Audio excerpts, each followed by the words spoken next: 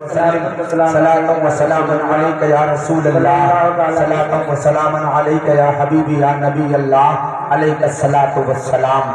اعلیٰ حضرت عظیم البرکت مجدد دین و ملت امام احمد رضا خان فاضل بریلوی علیہ الرحمت والرضوان اپنے نبی کی تعریف یوں بیان فرماتے ہیں، وہی رب ہے جس نے تجھ کو ہمتن کرم بنایا، ہمیں بھیک مانگنے کو تیرا آستہ بتایا، تجھے حمد ہے خدایا، تجھے حمد ہے خدایا۔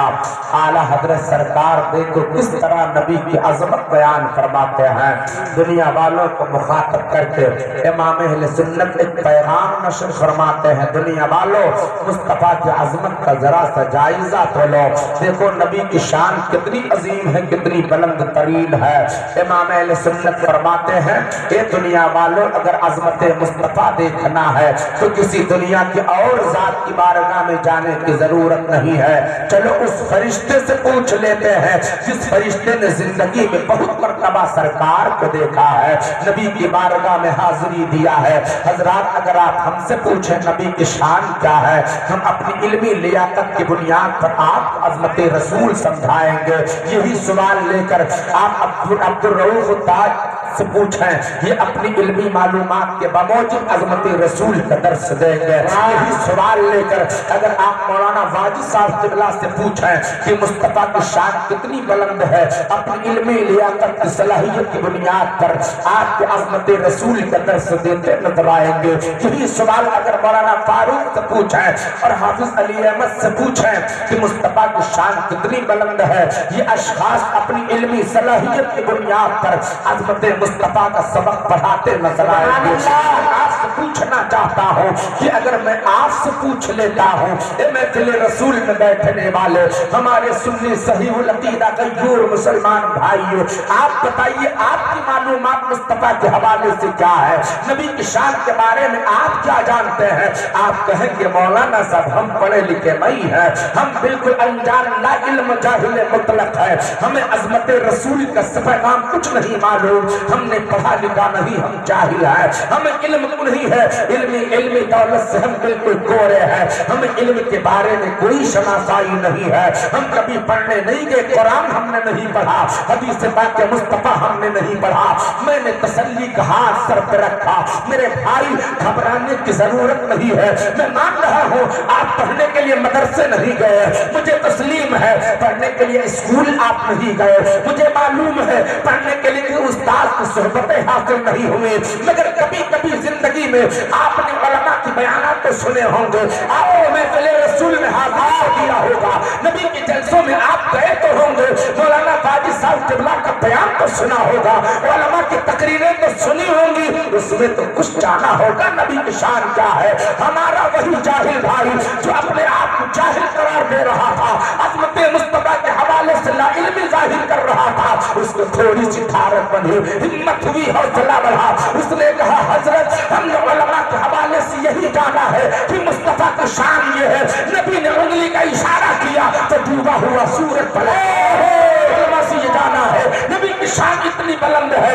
نبی نے انگلی کا اشارہ فرمایا چاند کے دو ٹکڑے ہو گئے، ہم نے علماء کے حوالے سے یہ جانا ہے مصطفیٰ کی شان یہ ہے، میرے آقا کی بارگاہ میں پیر سروں کو جھکا کر سلامی دینے آئے، سرکار جب جنگل سے گزرتے ہیں تو جنگل کے جانور نبی کو سلام کرتے ہیں، مصطفیٰ جان رحمت جب پہاڑیوں سے گزرتے ہیں پہاڑ کی چوٹی پر رکھا ہوا پتھر نبی کو سلام کرتا ہے۔ حضرت ہم نے علماء کے توسل سے یہ جانا ہے کہ مصطفیٰ کی شان اتنی بلند ہے، مصطفیٰ جان رحمت نے جب اپنے قدم کو پر ریت والی زمین پر رکھا، بالو والی زمین پر رکھا تو نشان قدم نہیں بنا، مگر سرکار نے پتھر پہ قدم رکھا تو نشان قدم بن گئے۔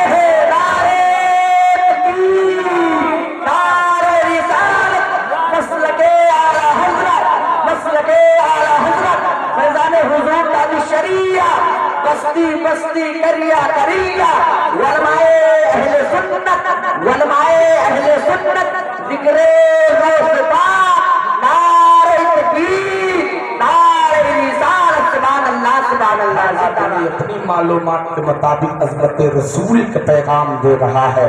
میرے بھائی اگر علماء سے پوچھیں گے اپنی استعداد کے باوجود آپ کو عظمت رسول سمجھائیں گے۔ مصطفیٰ کا مقام اگر صحابہ سے پوچھو ابو بکر اپنے اعتبار سے دلیل دیں گے، عمر و فاروق و علی بلال و طلحہ یہ تمام صحابہ اپنے اعتبار سے نبی کی عظمت کی گواہی دے رہے ہیں۔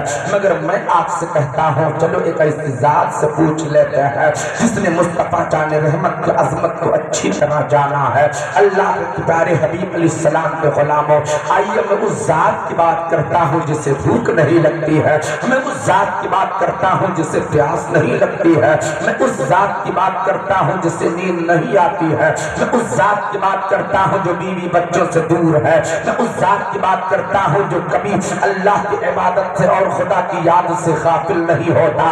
آپ کہیں گے مولانا صاحب جو کبھی کھاتا پیتا سوتا نہیں ہے، جسے کبھی نیند نہیں آتی اونگ نہیں آتی، جو معصوم عن الخطا گناہوں سے پاک ہے، ذرا اس کا کانٹیکٹ نمبر بتائیے، اس کا آپ رابطہ نمبر دیجئے، ملنا چاہتے ہیں، اس کا نام کیا ہے، ایڈریس کیا ہے؟ میں نے کہا میرے بھائی اس کا نام پتا چاہیے، مولانا واجد کا دامن تھام کر ان سے آپ پوچھ لو، آپ کو جواب ملے گا کہ جس ذات کی بات ہو رہی ہے وہ کوئی بلاسپور کا رہنے والا انسان نہیں ہے، جس ذات کی بات ہو رہی ہے مینا نیوریا کا کوئی باشندہ نہیں ہے، جس ذات کی بات کی جا رہی ہے وہ کوئی بہرائچ میں آباد ہونے والا نہیں ہے، جس ذات کی بات کی جا رہی ہے وہ کوئی ہندوستان کا رہنے والا نہیں ہے، جس ذات کی بات کی جا رہی ہے وہ کوئی پاکستانی یا افغانی امریکن افریقن ایشین یا یوروپین نہیں ہے، جس ذات کی بات کر رہا ہو وہ کوئی زمین پر بسنے والا دنیا میں چلنے والا آدمی نہیں ہے۔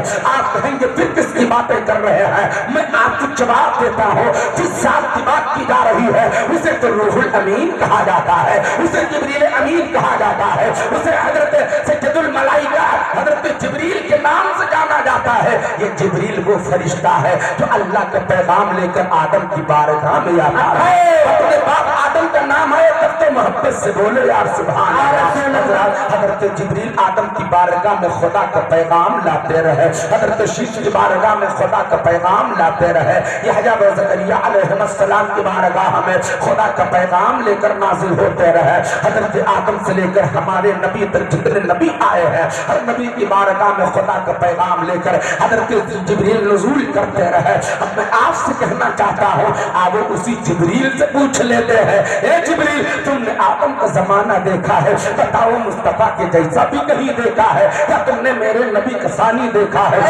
تم نے آدم کا زمانہ دیکھا ہے، کیا میرے نبی کے جیسا دیکھا؟ تم نے شیش کا زمانہ دیکھا ہے، کیا میرے نبی کے جیسا کہیں دیکھا؟ تم نے یحییٰ و زکریا علیہ السلام کی حیات دیکھی ہے، کیا میرے نبی کے جیسا کہیں دیکھا؟ اے جبریل تم نے تو حسن یوسف دیکھا ہے، تم نے مصر کا بازار دیکھا ہے، تم نے ابراہیم کی خلت دیکھا ہے، اسماعیل کے ذبح ایثار دیکھا ہے، تم نے حکومت سلیمانی دیکھا ہے، تم نے صبر ایوب دیکھا ہے، تم نے یونس کی زندگی دیکھا ہے، تم نے پورے انبیاء کی زندگی کو دیکھا ہے۔ اے جبریل تم نے پورب کی دنیا دیکھا ہے، پچھم کا جہان دیکھا ہے، اتر کا عالم دیکھا ہے، دکن کے کائنات دیکھی ہے۔ جبریل تم نے پہاڑوں کی دنیا دیکھی ہے، زمینی دنیا کو دیکھا ہے، آسمانی بلندیوں کو دیکھا ہے۔ جبریل زمین و آسمان کے ساتوں طبقات کو الٹ پلٹ کر تم نے دیکھا ہے۔ جبریل تم سے میرا سوال یہی ہے، پوری کائنات کو تم نے دیکھا، پوری دنیا کے چپا چپا گوشہ گوشہ کونا کونا خطہ خطہ قریہ قریہ گاؤں گاؤں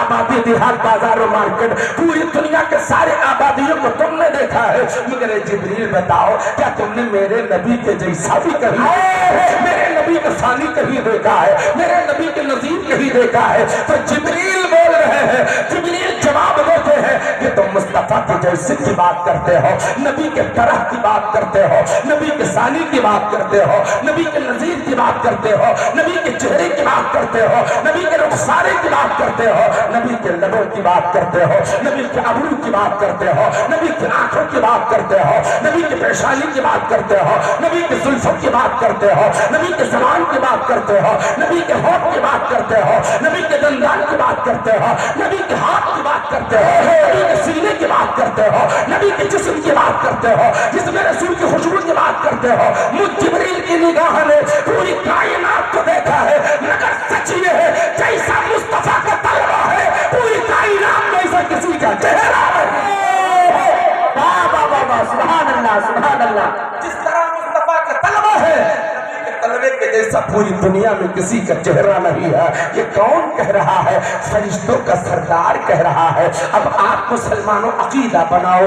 آپ کے لیے بڑی اہم ترین بات عرض کر رہا ہوں. یہ بات میں نے آپ کے سامنے اس لیے رکھی کہ آج ہم سنی صحیح العقیدہ مسلمان جب نبی کی تعریف کرتے ہیں کہ مصطفیٰ کی جیسا کوئی نہیں ہے, نبی کا ثانی دنیا میں کوئی نہیں ہے, ہمارے نبی کی مثال پوری کائنات میں نہ اب تک کہ آئی ہے نہ صبح قیامت تک آ سکتی ہے, تو وہابی دیوبندی ذہنیت رکھنے والے لوگ اس طرح کی بدعقیدگی کا روگ پھیلانے چلے ہیں کہ مصطفیٰ جان رحمت ہمارے بڑے بھائی ہیں. معاذ اللہ رب العالمین, جیسے ہم کھاتے پیتے ہیں ایسے مصطفیٰ کھاتے پیتے تھے, جیسے ہم چلتے پھرتے ہیں ایسے مصطفیٰ چلتے پھرتے تھے, جس طرح ہم شادی بیاہ کرتے ہیں ایسے مصطفیٰ بھی کرتے تھے. اس لیکن فرق یہ ہے کہ وہ ہمارے بڑے بھائی ہوئے. معاذ اللہ رب العالمین, میں آپ سے کہنا چاہتا ہوں فرشتوں کا سردار کہہ رہا ہے کہ جیسا مصطفیٰ کا طلبہ ہے پوری دنیا میں ایسا کسی کا چہرہ نہیں ہے. جبریل کا جو عقیدہ ہے وہی عقیدہ ہے سنت والجماعت کا. مصطفیٰ کی مثال نہ اب تک کی دنیا میں بنی ہے نہ صبح قیامت تک بن سکتی ہے. آج تک کہ کسی ماں نے اتنا حسین بچہ پیدا ہی نہیں کیا کہ جو نبی کے طلبے کی مثال بن سکتا ہو. اندازہ لگاؤ جب نبی کے طلبہ اتنا عظیم ہے تو نبی کا چہرہ کتنا بلند ہوگا, نبی کا سر کتنا اونچا ہوگا, نبی کے ابرو کتنے بلند ہوں گے, نبی کے رخسار کتنے عظیم ہوں گے, نبی کے ہونٹ کتنے عظیم ہوں گے.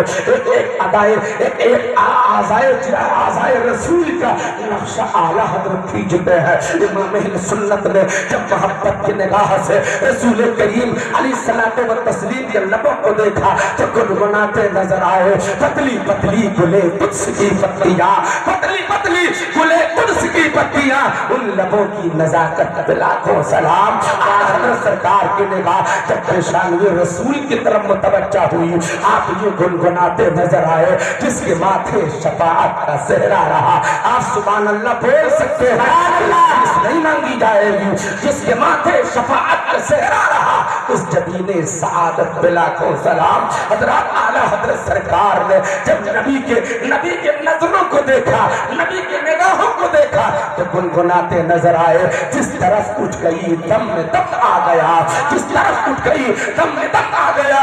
اس نگاہ عنایت پہ لاکھوں سلام, اس نگاہ عنایت پہ لاکھوں سلام. حضرات اس کے حوالے سے میرے پاس باتیں بہت ہیں مگر وقت میں اتنی گنجائش نہیں. اعلیٰ حضرت سرکار اسی کی ترجمانی جبریل کے عقیدے کی ترجمانی فرماتے ہیں. ہم غلاموں کو ایک پیغام تعلیم دے رہے ہیں کہ یہی بولے سدرا والے جمنے جہاں کے تھالے سبھی میں نے چھان ڈالے, تیرے پائے کا لپایا, تجھے یک نے یک بنایا, تجھے یک نے یک بنایا. حضرات محترم, میں نے قرآن کریم کے آیت کریمہ تلاوت کرنے کا شرف حاصل کیا. رب کریم ارشاد فرماتا ہے اولئک کتب فی قلوبہم الایمان, وہ لوگ جن کے دلوں میں اللہ نے ایمان نقش فرما دیا ہے. عزیزان محترم, ان ایمان یافتہ اور دل پر نقش شدہ ایمان والے لوگوں کی جو جماعت ہے انہیں تو صحابہ رسول کہا جاتا ہے. ان میں انبیاء کرام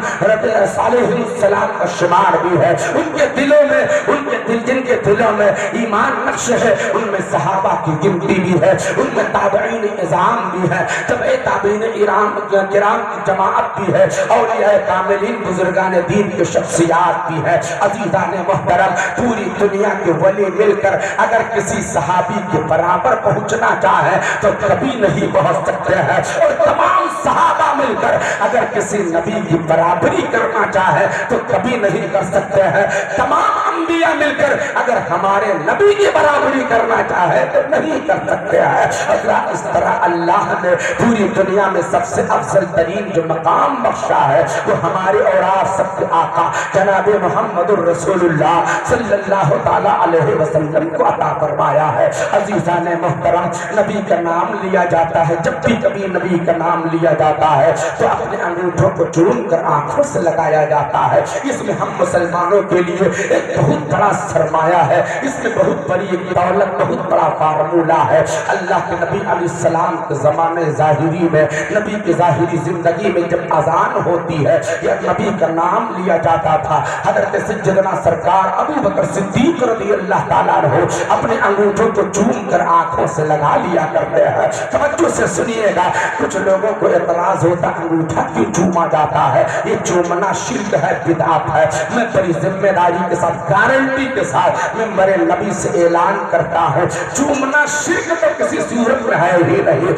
شرک کی تو کوئی صورت ہی نہیں بن پڑتی ہے۔ اس لیے کہ شرک اس کو کہتے ہیں کہ اللہ کے علاوہ کسی دوسرے کو عبادت کے لائق سمجھا جائے، اسے شرک کہا جاتا ہے۔ عزیزان محترم، یہ چومنا تو شرک کے زمرے میں آتا ہی نہیں ہے۔ کوئی کتنا بڑا انسان کس قدر بھی اپنے بچوں کو کتنی مرتبہ چومے، شرک ہو ہی نہیں سکتا ہے۔ ہم اہل سنت والجماعت کے لوگ کبھی اپنے بچوں کو چوما کرتے ہیں، کبھی مزارات اولیاء کو چوما کرتے ہیں، مزارات اولیاء کے چادروں کو چوما کرتے ہیں، کبھی خلاف قرآن کریم کو چوما کرتے ہیں۔ اللہ توفیق عطا فرماتا ہے، حج خانہ کعبہ کا شرف حاصل ہوتا ہے تو کعبہ کا غلاف چوما کرتے ہیں، یا نبی کی چوکھٹ چوما کرتے ہیں، مقامات متبرکہ کو چوما کرتے ہیں۔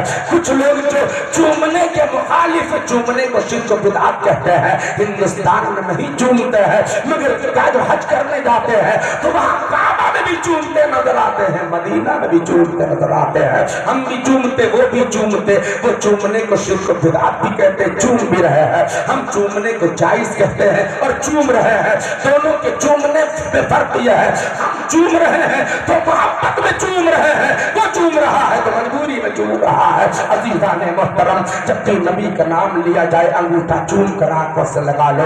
نبی کی ظاہری زندگی میں ابو بکر ایسا کرتے تھے۔ سرکار مدینہ نے جب ملاحظہ فرمایا ابو بکر نبی کا نام آنے کے وقت انگوٹھے چوم کر آنکھوں میں بسا لیتے ہیں، سرکار مسکرانے لگے، محبت سے کہہ دو سبحان اللہ۔ اللہ کے حبیب متبسم ہوئے، نبی مسکرا کے فرماتے ہیں کہ جو انسان ایسا کرے گا اس کی آنکھیں کبھی اندھی نہیں ہوں گی، سبحان اللہ۔ جس کی آنکھوں کا نور کمزور ہو گیا ہو، جس کی آنکھوں کی روشنی کم ہو گئی ہو، وہ نام نبی کے وقت پر انگوٹھے چوم کر آنکھوں سے لگاتا رہے، رب کعبہ آنکھوں کی روشنی میں تیزی پیدا فرما دے گا۔ ایک بڑا اچھا عمل ہے، یہ صحابہ کا طریقہ ہے، صحابہ کا اچھا عمل ہے، صحابہ کی سنت ہے، نبی کے پسندیدہ بات ہے، اس لیے بلا تعامل آپ انگوٹھا چوم کر آنکھوں سے لگا سکتے ہیں۔ چومنا شرک و بدعت نہیں ہے، چومنا جائز ہے، اور چومنا بہت مرتبہ کے ثواب اور باعث برکت ہے۔ جو آدمی اس بات کے اعتراض کرے کہ چومنا غلط ہے، اسی کو آپ دیکھیں کہ رات میں تو فتویٰ دے گا، جلسوں میں تو تقریریں کرے گا، جماعت میں تو جانے کے بعد بیان کرے گا، مسجدوں میں اعلان کرے گا کہ چومنا شرک گھر پہنچتا ہے تو اپنے بچے کو گود میں لے کر کبھی گال چومتا ہے، کبھی ہونٹ چومتا ہے، کبھی پیشانی چومتا ہے، کبھی ہاتھ چومتا ہے، کبھی ناک چومتا، کبھی کان چومتا ہے۔ وہاں فتویٰ دیا کہ چومنا شرک ہے، اور یہاں خود چما چاٹی شروع کر رہا ہے۔ اسی منظر کو دیکھ کر ہمارے ایک جاہل بھائی نے اسے مخاطب کر کے کہا، او مولوی صاحب، ابھی تو آپ جمعہ میں بیان کر رہے تھے چومنا شرک ہے، اور یہاں آنے کے بعد چومنے کے بجائے پورا چاٹے ڈال رہے ہو، اس کا ناک تھوک بھی نہیں دیکھ رہے ہو، بالکل صفائی کیے دے رہے ہو، اب تمہارا فتویٰ کہاں چلا گیا؟ تو وہ کھسیانی بلی کی طرح کہتا ہے، وہ تو ہم نے مسجد میں بیان کیا، بچے کی بات ہم نے نہیں کی ہے۔ میں آج سے کہنا چاہتا ہوں، آدمی بچوں کو کیوں چوما کرتا ہے؟ محبت میں چومتا ہے، لگن میں چومتا ہے، الفت میں چومتا ہے، چاہت میں چومتا ہے۔ میں آپ سے اعلان کرنا چاہتا ہوں کہ جب محبت میں اپنے بچے کو چومنا جائز ہے تو کیا اللہ کے ولی کا دربار جب غلام چومتا ہے تو دشمنی میں نہیں، محبت میں چوما کرتا ہے، محبت میں چوما کرتا ہے۔ یا رسول اللہ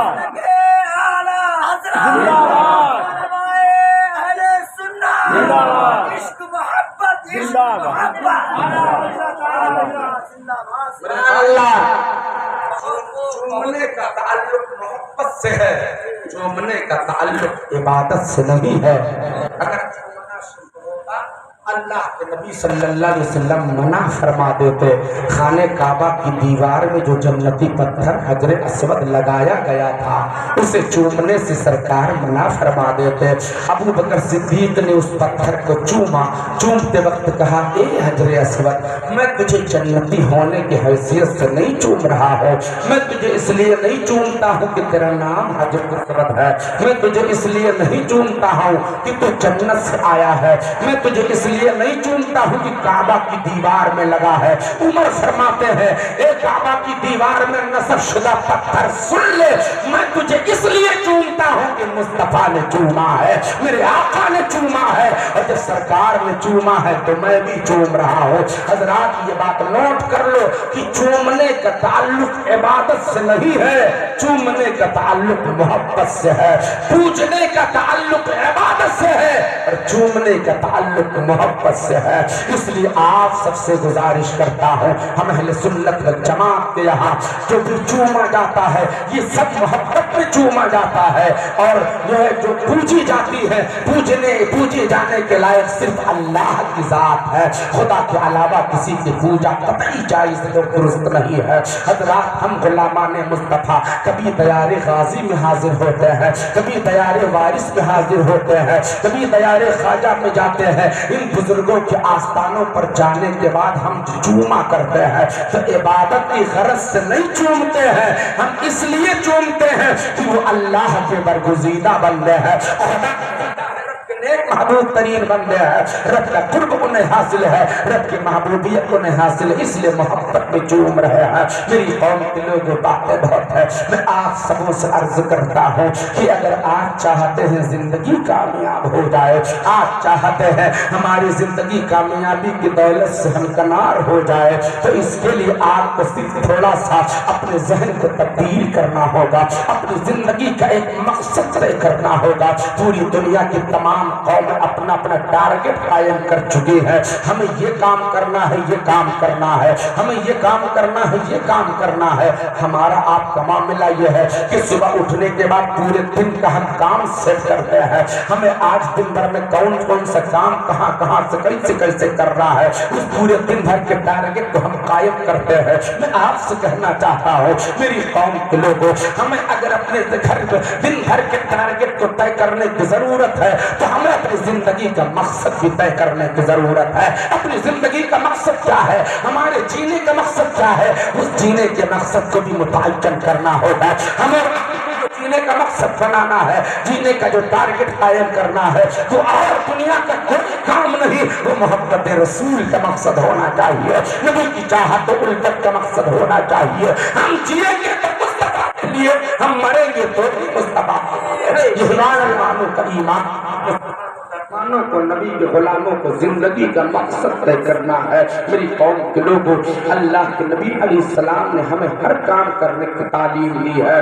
ہماری زندگی کیسے گزرنی چاہیے نبی نے مقصد متعین فرما دیا ہے۔ رسول کونین کے دیوانوں سرکار اور اعظم کی عظمت و سیرت کے حوالے سے آپ نے بہت سی اچھی باتیں سنی ہے، میں نے بھی چاہا لاؤ سیرت غوث اعظم کا کوئی پہلو آپ کے سامنے رکھوں، مگر میں نے سوچا سرکار غوث اعظم کی سیرت آپ نے بہت سنی ہے، تھوڑا سا آپ کی زندگی کا کعبہ منظر بھی دکھا دو، آپ کی زندگی سے ذرا سا پردہ بھی ہٹا کر آپ کو اپنی زندگی کا معائنہ بھی تو کروائے دیتا ہوں کہ آپ کی زندگی تھی کیا، آج آپ نے اپنی زندگی کو بنا کیا ڈالا ہے۔ رسول کونین صلی اللہ تعالی علیہ وسلم، رسول کونین صلی اللہ علیہ وسلم نے ہر کام کی تعلیم ہمیں عطا فرمائی ہے۔ پوری دنیا کے تمام مسلمانوں کو ایک ذہن بنانے کی ضرورت ہے کہ ہمیں کھانا بھی کھانا، پانی بھی پینا ہے، شادی بیاہ بھی کرنا، تجارت بھی کرنا، سفر بھی کرنا، اور زندگی کا سارا کام ہمیں انجام دینا ہے۔ ہمیں لیٹنا بھی ہے، ہمیں سونا بھی ہے، ہمیں چلنا بھی ہے، ہمیں بیٹھنا بھی ہے، ہمیں بولنا بھی ہے، ہر کام ہمیں کرنا ہے۔ تو ہر کام کو صرف بھی یہ سوچ کر کرنا ہے ہمیں جو کام کرنا ہے مصطفیٰ کے طریقے پر کرنا ہے، نبی کی تعلیم کے مطابق کرنا ہے۔ کھانے کا طریقہ نبی نے بتایا ہے، پانی پینے کا طریقہ نبی نے بتایا ہے، شادی بیاہ کرنے کا طریقہ نبی نے بتایا ہے، بچوں کی پرورش کا طریقہ نبی نے بتایا ہے، سفر کرنے کا طریقہ نبی نے بتایا ہے۔ زندگی کے تمام تعلیمات کے زیور سے رسول کائنات نے ہمیں سجا دیا ہے۔ ہم اور آپ تمام مسلمانوں کو جاگنے، بیدار ہونے، نبی کے تعلیم کے سانچے میں ڈھلنے کی ضرورت ہے۔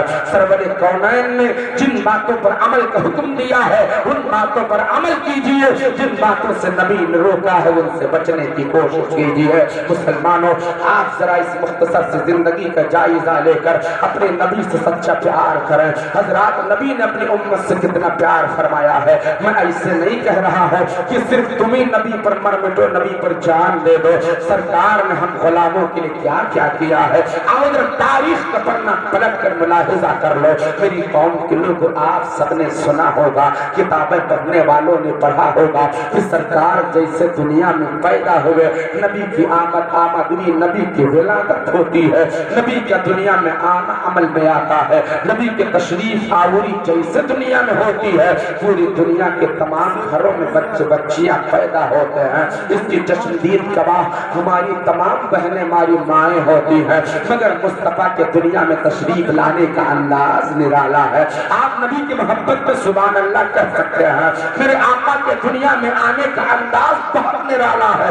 سرکار مدینہ دنیا میں آ رہے ہیں تو انداز کیا ہے؟ پوری دنیا والوں کے گھروں میں بچے پیدا ہوتے، ان کا انداز کیا ہے؟ ہمارے آپ سب کے گھروں میں بچے پیدا ہوتے ہیں تو ان کا چہرہ آسمان کی جانب ہوتا ہے۔ بچے کے بدن پر گندگی لگی ہوتی ہے، بچے کے نال لگی ہوتی ہے، بچے کا بدن ناپاک ہوتا ہے۔ بچہ جس ماں کے شکم سے پیدا ہوتا وہ ماں بھی ناپاک ہوتی ہے، جس گھر میں بچہ پیدا ہوتا وہ گھر بھی ناپاک ہو جاتا ہے۔ مگر قربان جاؤ عظمت مصطفیٰ پر، سرکار مدینہ جب دنیا میں تشریف لا رہے ہیں تو نبی کے بدن پر ذرہ برابر گندگی یا ناپاکی کا شبہ تک نہیں ہے۔ مصطفیٰ جان رحمت پیدا ہوئے تو نبی کی نال کٹی ہوئی ہے، مصطفیٰ پیدا ہوئے نبی کی نال کٹی ہوئی ہے، نبی پیدا ہوئے تو ختنہ شدہ پیدا ہوئے۔